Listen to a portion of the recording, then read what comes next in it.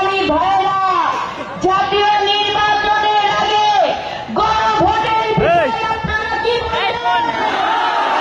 না, এই বাংলাদেশ জাতীয়তাবাদী দল গণমানুষের আকাঙ্ক্ষার জন্য রাজনীতি করে, গণমানুষের অধিকারের জন্য রাজনীতি করে।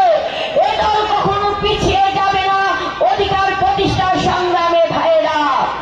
দেশের জনাব তারেক রহমান বলেছে যে বাংলাদেশ থেকে আমি যখন চলে এসেছিলাম তখন আমি আমার সুস্থ মাকে রেখে এসেছিলাম, সেই মা এখন আমার সুস্থ নাই।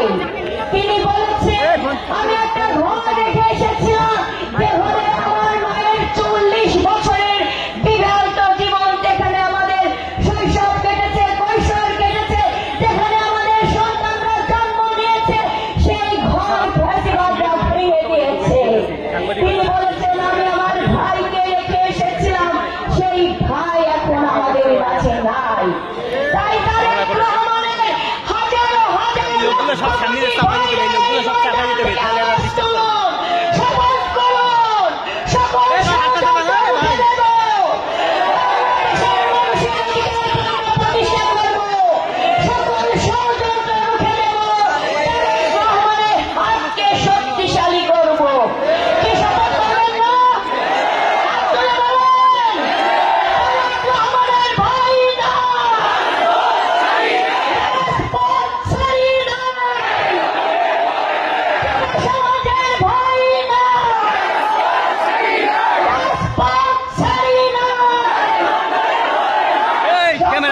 ষড়যন্ত্র রুখতে বাংলাদেশের আপন জনগণের পাশে।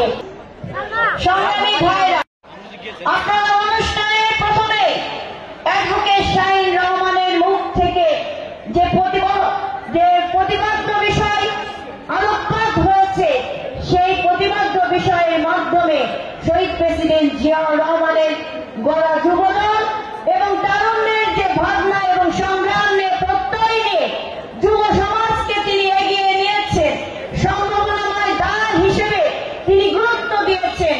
এই যুব সমাজের মাধ্যম দিয়ে তিনি অর্থনীতিকে বিশ্বের দরবারে বাংলাদেশকে স্বয়ংসম্পূর্ণ করার জন্য প্রয়াস চালিয়েছেন।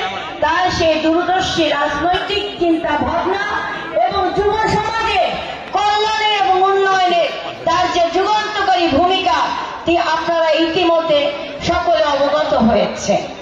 ঠিক একইভাবে দেশনেত্রী বেগম খালেদা জিয়া তার চিন্তা ভাবনায় যুব সমাজের উন্নয়নের জন্য তিনি যুগোপযোগী কারিগরি শিক্ষা প্রশিক্ষণের মাধ্যমে এবং বৈদেশিক প্রশিক্ষণের মাধ্যমে যুব সমাজের উন্নয়ন সাধিত করেছেন।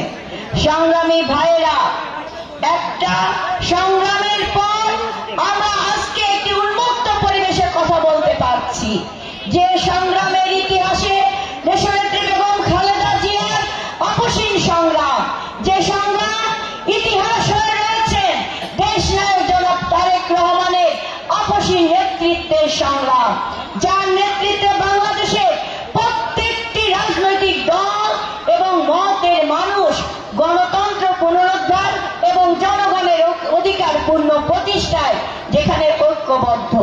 সংগ্রামী ভাইরা, তরুণ সমাজের আগামী সম্ভাবনাময় ভবিষ্যতের কথা চিন্তা করে দেশনায়ক জনাব তারেক রহমান তার রাষ্ট্র পরিচালনার উন্নয়নের পথে যুব সমাজের গুরুত্ব তিনি অত্যন্ত গুরুত্বপূর্ণ ভাবে গুরুত্ব দিয়েছেন। তিনি বাংলাদেশের প্রত্যেকটি জেলা পর্যায়ে, বিভাগীয় পর্যায়ে তারুণ্যের সমাবেশ করেছেন। তিনি সকল ধর্ম, বর্ণ এবং সকল সম্প্রদায়ের মানুষকে ঐক্যবদ্ধ রেখেছেন বিভিন্ন সভা সেমিনারের মাধ্যমে। তরুণরা কি চায় সেইভাবে আগামীর বাংলাদেশ গড়ে তোলার জন্য তিনি প্রচেষ্টা চালিয়ে যাচ্ছেন। দেশনায়ক জনাব তারেক রহমান বিশ্বাস করেন এখন শুধু স্বপ্নের কথা নয়, এখন সময় এসেছে বাস্তবায়ন করার সময়। এখন প্রত্যেকটি স্বপ্ন যেন বাস্তবায়িত হয়, তার জন্য আমাদের সকলকে উদ্যোগী ভূমিকা পালন করতে হবে। তিনি নারী এবং পুরুষ তরুণ সমাজকে সমানভাবে প্রাধান্য দিয়ে বলেছেন প্রতিটি নারীর স্বপ্ন পূরণের পাশে রাষ্ট্র হবে তার সঙ্গী। তিনি বলেছেন যুব সমাজ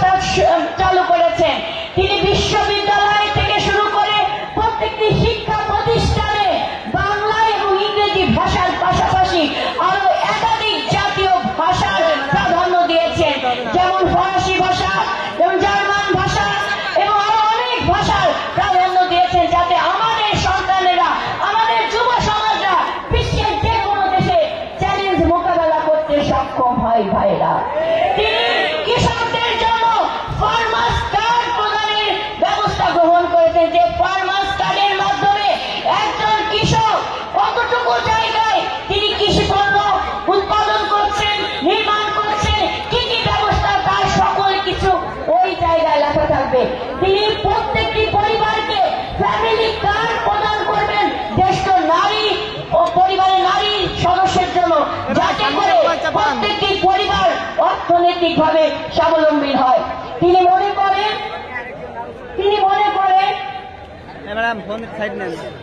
স্বপ্ন হবে শক্তি, দক্ষ হলে জনশক্তি। তারেক রহমান মনে করেন ক্ষমতায় তো নারী শক্তি, পরিবারের মুক্তি।